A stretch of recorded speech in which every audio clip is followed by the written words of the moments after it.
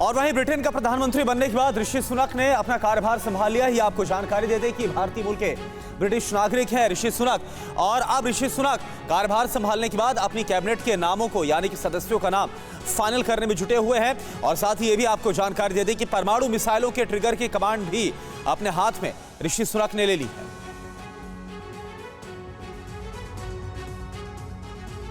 Buckingham palace में कल king Charles से मुलाकात के बाद ऋषि सुनक आधिकारिक तौर पर अपने कामकाज में जुट गए। वे अपने कैबिनेट के सहयोगियों के नामों पर मंथन कर रहे हैं। पीएम ऋषि सुनक ने डोमिनिक राब को डिप्टी पीएम बनाया है। उनकी कैबिनेट में 3 महिलाओं को अहम जिम्मेदारियां मिली हैं। सुएला ब्रेवरमैन को गृह मंत्री नियुक्त किया है। पेनी मॉर्डन को हाउस ऑफ कॉमन्स का नेता बनाया गया है और गिलियन कीगन को शिक्षा मंत्री के रूप में नियुक्त किया गया।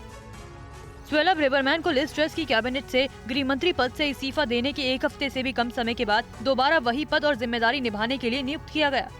बिना कुछ खर्च किए अपने किचन से होम बेकरी बिजनेस करके 40,000 रुपए महीना कमा रही हैं। आपको भी ये करना है तो फ्रीडम ऐप को अभी डाउनलोड कीजिए। इसके साथ ही कल ऋषि सुनक ने ब्रिटेन के परमाणु पनडुब्बियों की कमान भी अपने हाथ में ले ली।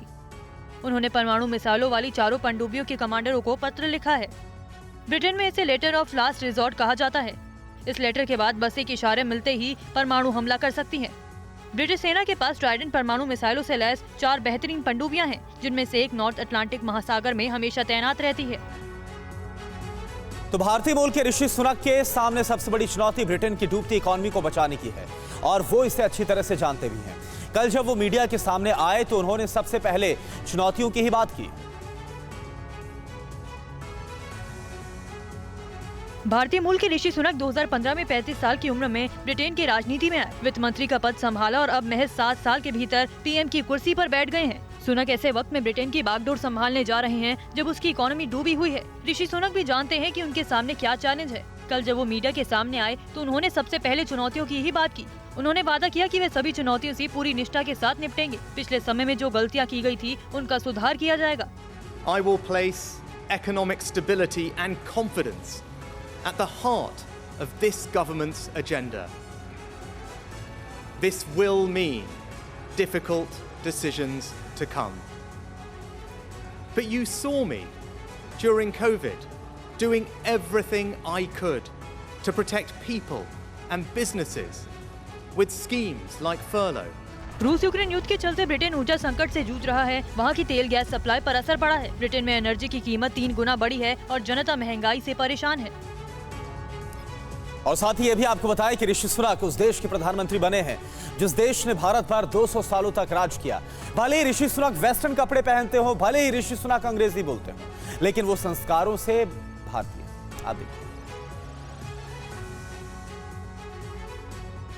ऋषि सुनक के ब्रिटेन का पीएम बनने का सीधा मतलब है 200 साल तक भारत पर राज करने वाले गोरों के मुल्क को अब एक भारतवंशी चलाएगा। ऋषि सुनक का भारत की मिट्टी से सीधा रिश्ता है। पंजाबी खत्री परिवार से आने वाले सुनक के दादा दादी ब्रिटिश राज में गुजरावाला में रहा करते थे, जो अब पाकिस्तान का हिस्सा है। 1935 में ऋषि सुनक के दादा काम के सिलसिले में नैरोबी चले आए। 2 साल बाद दादी भी आ गयी। ऋषि सुनक के माता और पिता भी 1960 में केन्या से इंग्लैंड चले गए और 20 साल बाद 1980 में ऋषि सुनक का जन्म साउथहैम्पटन में हुआ।